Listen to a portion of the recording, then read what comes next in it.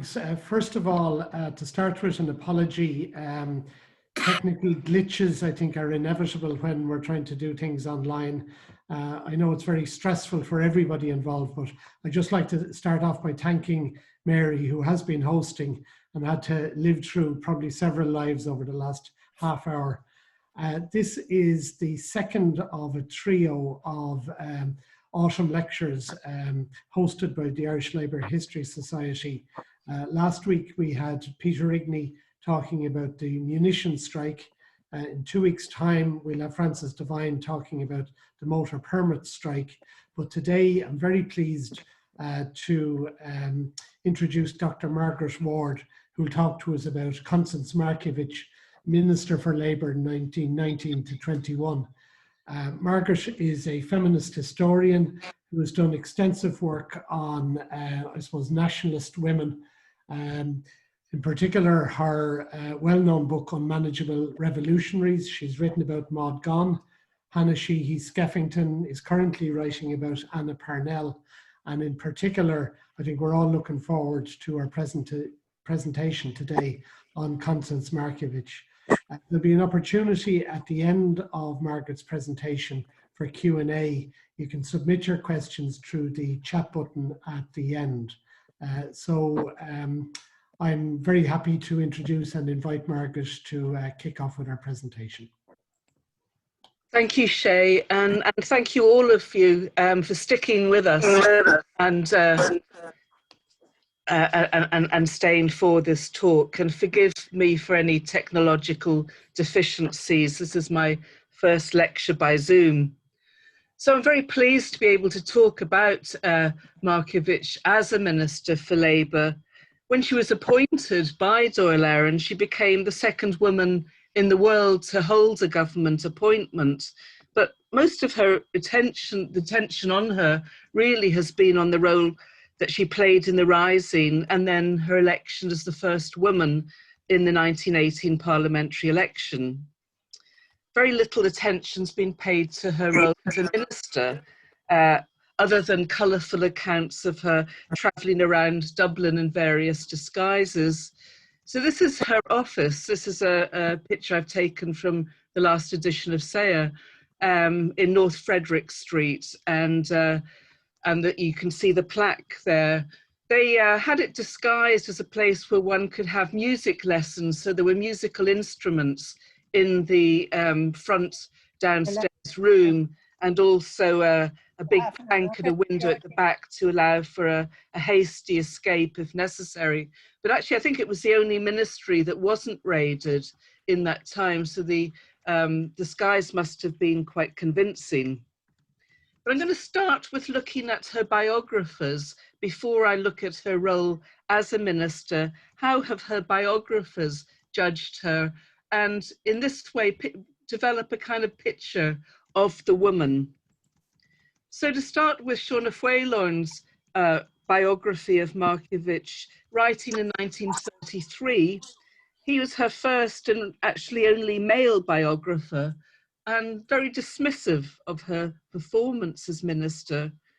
While acknowledging that she never missed a meeting despite the risk, he added, "It seems to me the general impression that she was not really useful at such meetings." And he went on to say she was not generally popular with men in revolutionary circles. He said it's natural perhaps that a woman's counsel and even her presence should be faintly resented by men like Collins and Brewer. Not surprisingly, Helena Maloney, a friend and colleague of Markievicz's long-standing friend, she was furious with this portrayal, and in her rebuttal in her witness statement, she stated, "You do not seem to have escaped from the limitations of your sex," in his portrayal. And she said that Markievicz allied herself with movements because they were advancing the ideals which she had accepted years ago. She said, "We were writing about labour conditions, women's labour in particular, years before Larkin came to Ireland, and she never abandoned or drew away from that cause." R.M. Fox, a socialist, also knew Markievicz, and his Rebel Irish Women, he wrote an account very different, full of admiration for the woman whose meetings he often attended, and whose oratory, he said, was capable of rising to great heights. For him, she worked as minister under tremendous difficulties to further the democratic ideals for which she stood. The demonstration of justice, the restriction of rents and profiteering went on, and in all these important activities, Madame Markievicz played her part. The next study was Elizabeth Coxhead in 1965. She had a short chapter on her included within Daughters of Erin. And she had the advantage of including reminiscences from a number of Markiewicz's contemporaries. Although short on detail, Coxhead believed her detractors were much too ready to give credit for success to substitute deputies who were appointed when Markievicz was in jail, ignoring the fact, said Coxhead, that the idealism, the vision, the directing brain were hers, and that foundation was what contributed to its successes. Other biographers, in considering her period as minister, have tended to emphasize her idealism and vitality, the hectic round of meetings she undertook, and her love of dressing up in order to evade possible capture, either as an old woman or as a young girl. She had that background in drama. She'd been on the stage many years before that. And Jacqueline van Voris includes anecdotes of notable occasions. For example, Markievicz frightening an employer to agree to a settlement in an arbitration case by pretending to have a tip-off that the premises were about to be raided by the Crown forces. And Diana Norman recounts Markiewicz's brainwave and hiding departmental papers from British forces, placing a trunk full of papers in a second-hand shop and putting a price of £50 on the trunk to deter anyone buying it. Anne Haverty follows this pattern and doesn't analyse the everyday work of the department. However, Haverty believes that while much of the Doyle work was merely propaganda, Labour was among the more effective in its practice. She adds that Markievicz, almost alone in Labour, had little power to develop the more radical tendencies of the revolution, try as she might.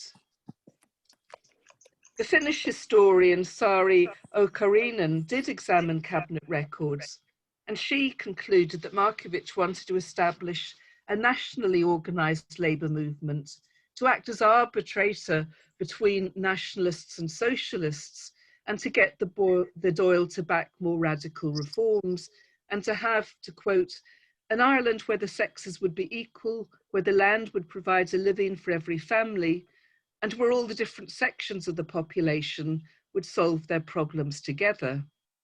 As she admits, however, this was difficult to achieve in times of peace and almost impossible to further in a time of war.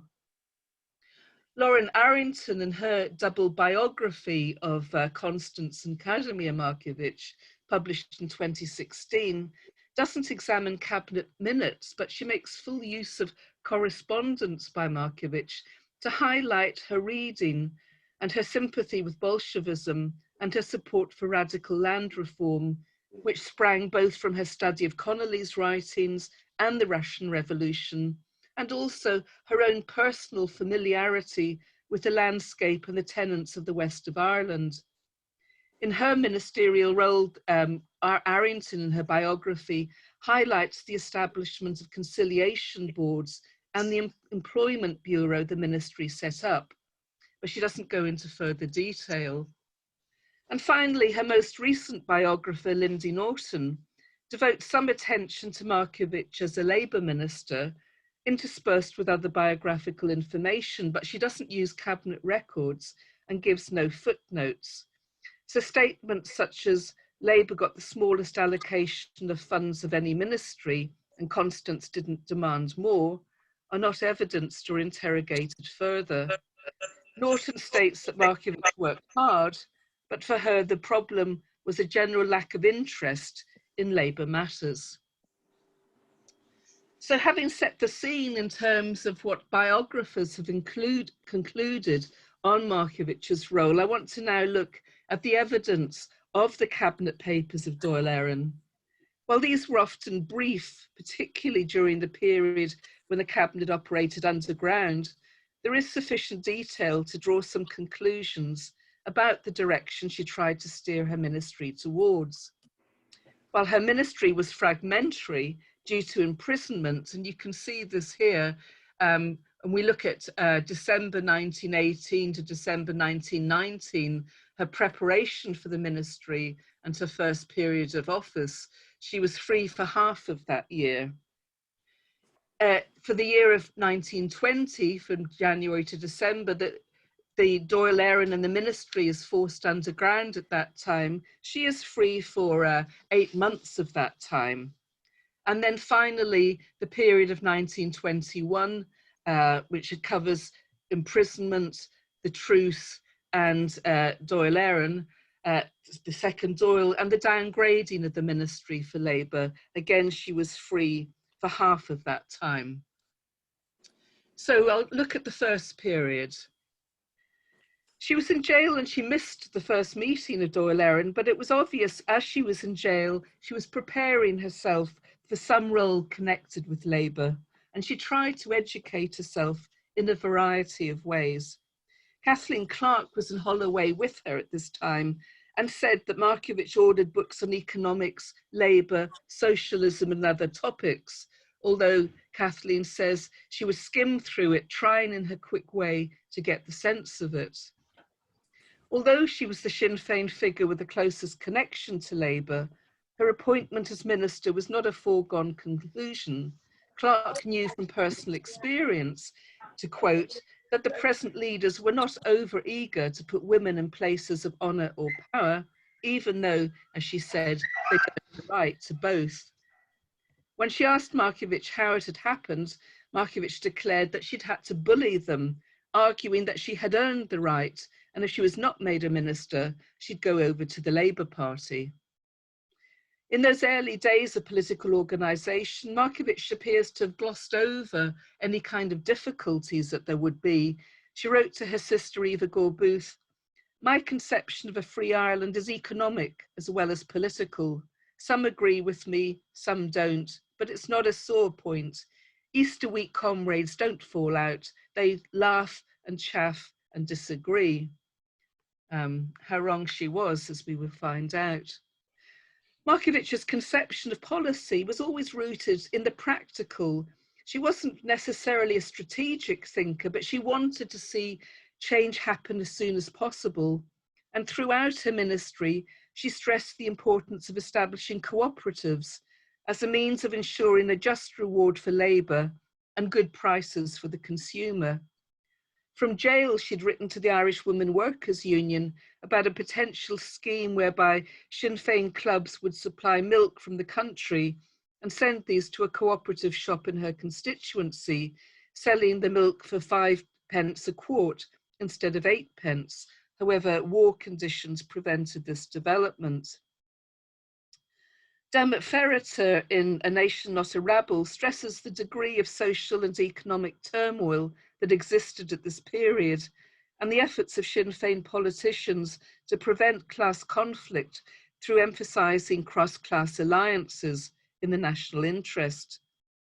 It's evident that Markievicz didn't dispute this approach, but at the same time, she made plain her sympathies with the struggling working class. Ferreter provides an example of a letter she wrote to Limerick County Council in which she criticised them for not supporting a motion that the council employ only trade union labour. And this is what she said, "Far from being a coercive measure, it's a measure for the protection of the worker against the constant encroachment on their liberties by the employing classes." But the question remains as to what extent the rest of the cabinet shared her views. So the 1st of April 1919 was the first day of the second session of Dáil Éireann and the first attended by the newly released Markievicz. The first day was concerned with procedural issues, and the following day she was formally appointed as Minister for Labour. She seconded a motion that was moved by Alex Mackay from Sligo to quote, that the Assembly pledges itself to fair and full redistribution of vacant lands and ranches of Ireland among the uneconomic holders and landless men. But whole-scale redistribution would have entailed a much more radical agenda than had been promised in the Democratic programme.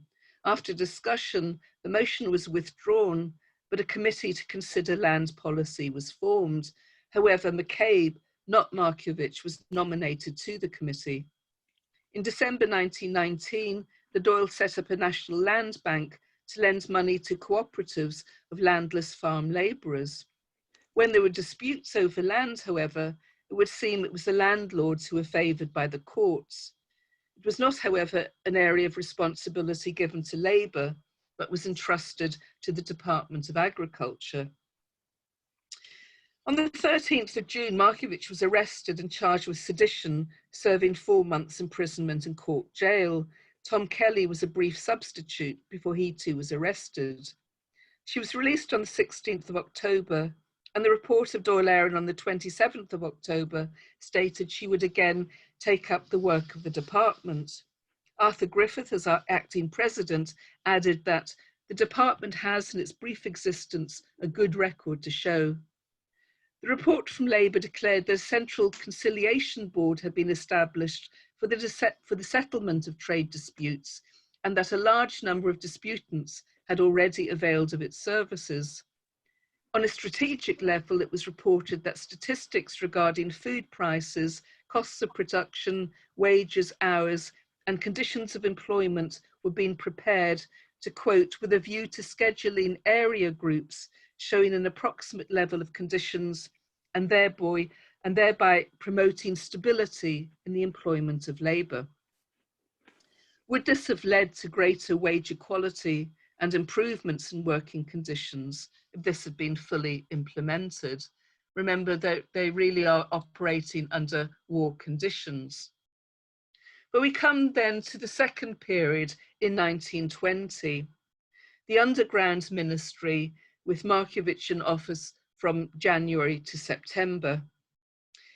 In 1920, as the war intensified, the Dáil was driven underground.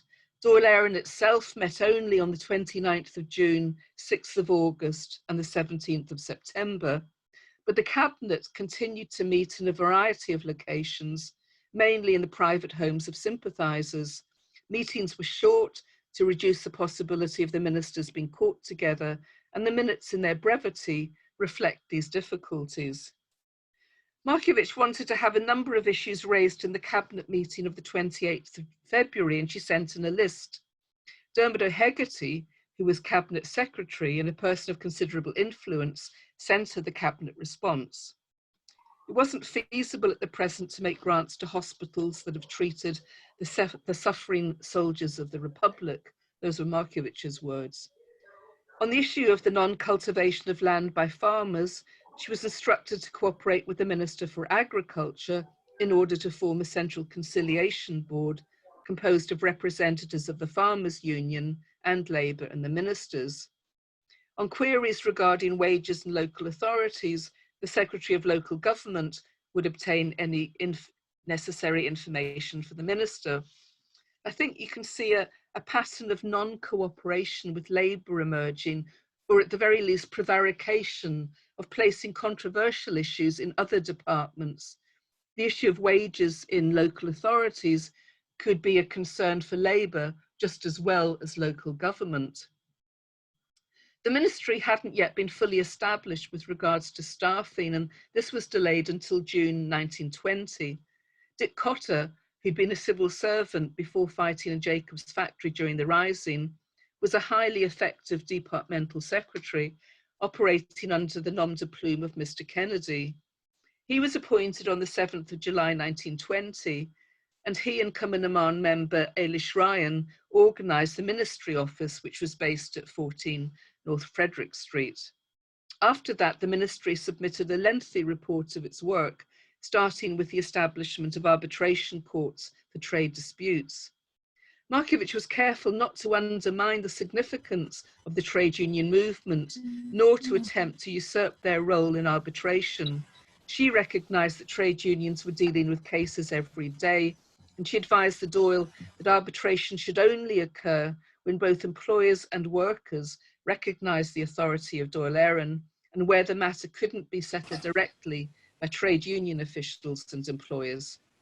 She explained the importance of urging the establishment of Irish trade unions. It was not only a nationalist objective, they found that in some cases disputes couldn't be settled as unions with English executives were unable to come to decisions that were separate from that agreed in England. The ministry was encouraging the development of an Irish engineering trades union. Those who wanted to start one had received £100 to launch their scheme at a meeting in the Abbey Theatre. There were practical benefits to having an Irish union, as payment of benefits was easier and union dues would be retained within Ireland and no longer lodged in English banks. An Irish musicians union was formed at this time as well.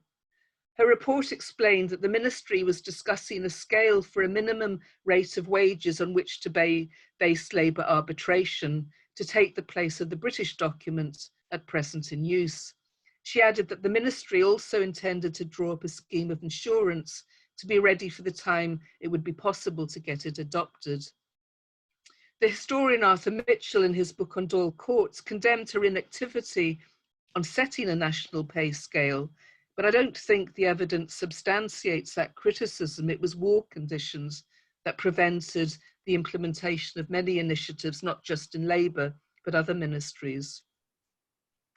Dick Cotter reported that the first real work of the department occurred at the beginning of August 1920, when the Minister for Labour, to quote, circularised all the public authorities in Ireland, suggesting a scheme for the amicable settlement of disputes that might arise between such bodies and their officials or employees. At the Dáil session of the 6th of August, Markievicz announced that a scheme to set up conciliation boards had been developed to settle disputes between local councils and their employees. She asked deputies to send in names of individuals who would be willing to act as chair of conciliation boards or as arbitrators in ordinary labour disputes. Terence McSweeney seconded her motion, which was carried.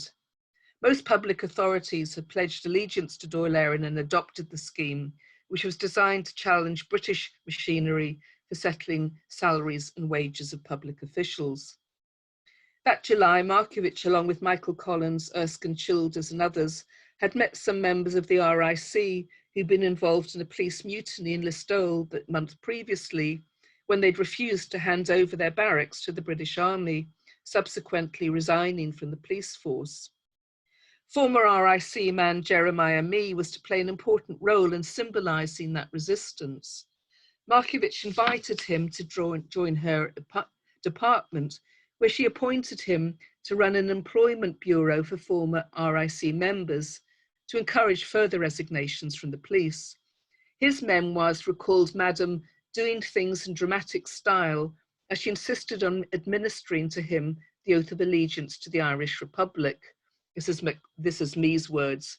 Having completed the ceremony of oath-taking, she sat down, handed me another cigarette and said, "Thank God at last one RIC man has taken an oath to the Irish Republic." I afterwards discovered that the book was a book of poems by W.B. Yeats.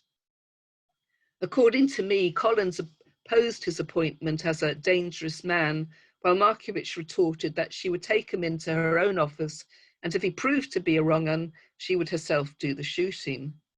The cabinet minister noted that Madam may get extra staff if necessary to cope with this work, but must provide for volunteers also. Mee's appointment was not ratified by the Dáil until September the 10th, when Lily O'Brennan, sister of Anya Kent and a Cumann member, was appointed to organise an employment bureau for out-of-work Republicans. Early in September 1920, a circular under the name of Countess de Markievicz, Minister for Labour, was sent out to all local bodies and those who employed large numbers of workers, asking for their help in coming to the aid of men victimised because they would not participate in the outrages of creameries and homes being burnt and the daily terrors and callous shootings that people were forced to endure. While few employers were in a position to offer employment, The circular appears to have been successful in encouraging further resignations from the police force, as by November, 1,100 men had left in protest against British atrocities in Ireland. Me paid tribute to Markievicz's intelligence as well as her personality. She was a grand person to work with and was one of the few who understood the question of the RIC as an economic rather than a political one. Markievicz was arrested in late September, which Me felt to be a great blow.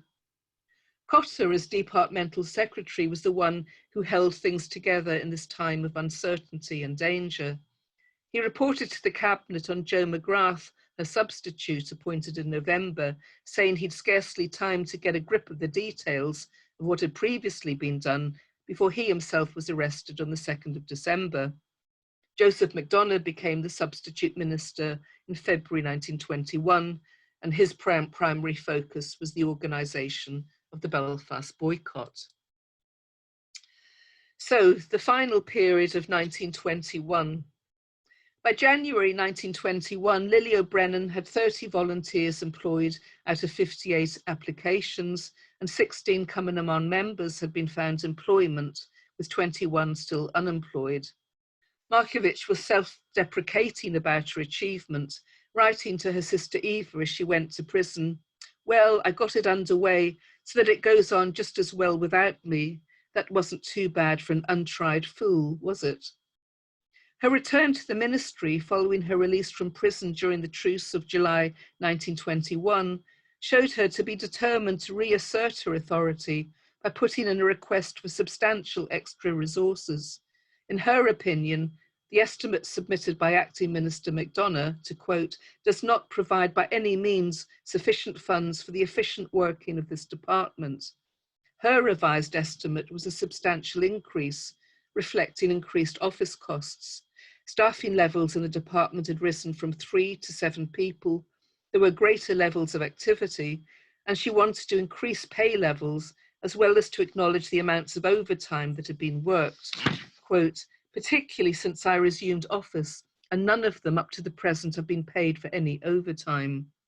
Arbitration costs were steadily rising, and she believed that they would increase even more for the months October to December. A second Dáil had been returned unopposed in May 1921, and Markievicz was now joined by 5 other women. The new Dáil didn't meet until August, when the more favourable conditions of the truce enabled deputies to appear in public. De Valera decided to reorganise his cabinet. He wanted a smaller executive, and in August, the Ministry for Labour was one of those demoted. Being outside of the cabinet and unable to appeal directly to influential colleagues must have contributed to the protracted negotiations on future resources for Labour.